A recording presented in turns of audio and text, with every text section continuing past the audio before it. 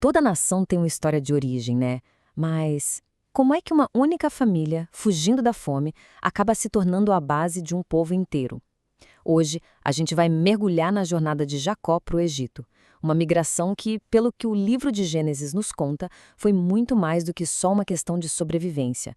Foi o verdadeiro nascimento de uma nação. Pois é, essa é a grande pergunta. A história de Jacó não é só uma saga de família, não. É quase um mapa de como um povo se forma. Então, vamos acompanhar isso passo a passo. Bom, tudo começa com uma decisão gigantesca. Jacó, já bem idoso, junta tudo que tem para deixar Canaã, a terra que tinha sido prometida para os seus antepassados, e ir para o Egito. É uma viagem para sobreviver, claro, mas cheia de incertezas. E bem na fronteira da Terra Prometida, em Berseba, Jacó para. Esse lugar era super importante para a família dele, para o pai, para o avô, e ali vira um ponto de interrogação. Sair de Canaã podia ser visto como desistir da promessa. Por isso, o sacrifício que ele faz não é só um ritual, é quase um apelo, sabe? Um pedido desesperado por um sinal, uma autorização divina para dar um passo que parecia ir contra tudo que a família dele representava.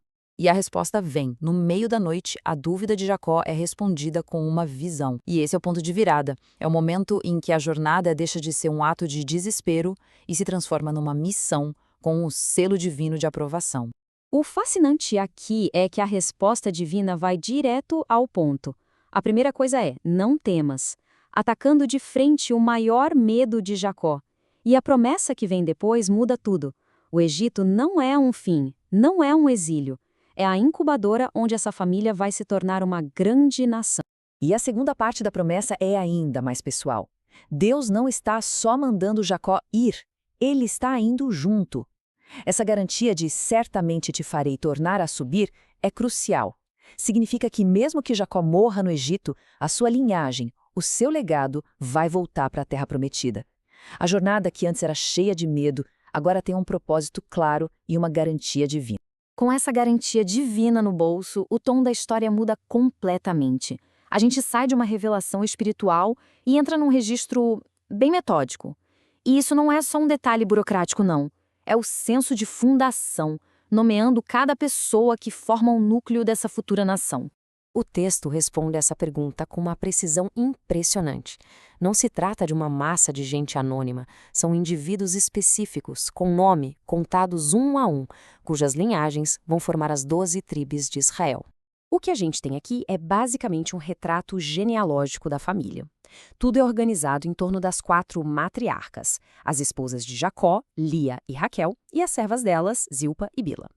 Cada um desses núcleos familiares contribui com o número de almas para o total. E o texto ainda destaca figuras-chave, como Judá, de onde viria a linhagem real, e Levi, a futura linhagem dos sacerdotes.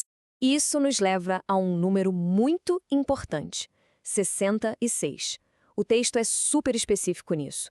Esse é um número de descendentes diretos, filhos e netos, que fisicamente fizeram a viagem de Canaã com Jacó. É a contagem oficial da migração, digamos assim. Mas aí a gente chega neste número, 70. Ué, por que a diferença? É que o texto adiciona o próprio Jacó, o José que já estava no Egito, e os 2 filhos que José teve lá. Então 70 se torna um número simbólico, icônico, que representa a casa de Jacó inteira, estabelecida no Egito. É um número fundamental a partir do qual a nação vai crescer. Depois de toda essa logística e contagem, a narrativa volta para o coração da história. Afinal, não é só um movimento de um povo. É o reencontro de um pai e um filho que foram separados por mais de 20 anos de muita dor e engano. Tenta imaginar a cena. Jacó, um homem velho, que passou mais de 20 anos de luto pelo seu filho preferido, finalmente chega na fronteira do Egito, na terra de Gósen. A expectativa devia ser algo quase insuportável. E aí o momento acontece. José, que era o segundo homem mais poderoso do Egito, não fica esperando. Ele mesmo prepara sua carruagem e corre ao encontro do pai. O texto diz que ele se jogou no pescoço de Jacó e chorou sobre o seu pescoço longo tempo. São 22 anos de dor, de saudade e finalmente de alívio, tudo sendo liberado num único e longo abraço. E as palavras de Jacó são o ponto alto de toda a história.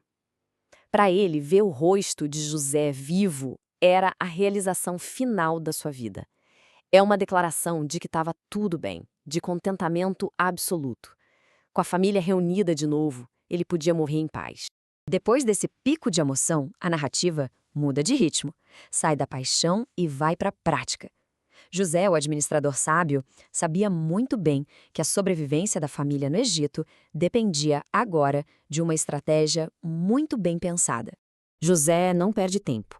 Ele entende como funciona a política da corte egípcia e sabe que precisa apresentar a família ao faraó do jeito certo.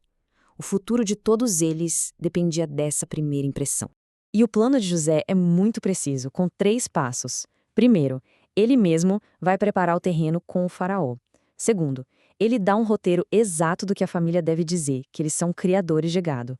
E terceiro, o objetivo final, conseguir a terra de Gósen, o que manteria eles estrategicamente separados do resto da população egípcia.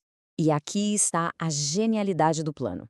O texto nos dá um detalhe cultural que é a chave de tudo. Ser pastor de ovelhas era uma abominação para os egípcios. E o que José faz?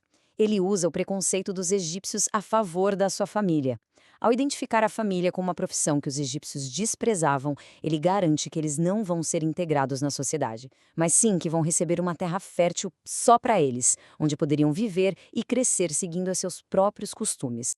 E isso tudo nos deixa com uma pergunta bem forte. Essa estratégia do José foi um golpe de mestre que protegeu a identidade da família, permitindo que eles crescessem até virar uma nação? Ou será que essa separação intencional, sem que ele soubesse, acabou plantando as sementes do isolamento e da desconfiança que muitas gerações depois levaria à escravidão? Essa é a tensão que define não só o fim dessa jornada, mas o começo de um capítulo totalmente novo.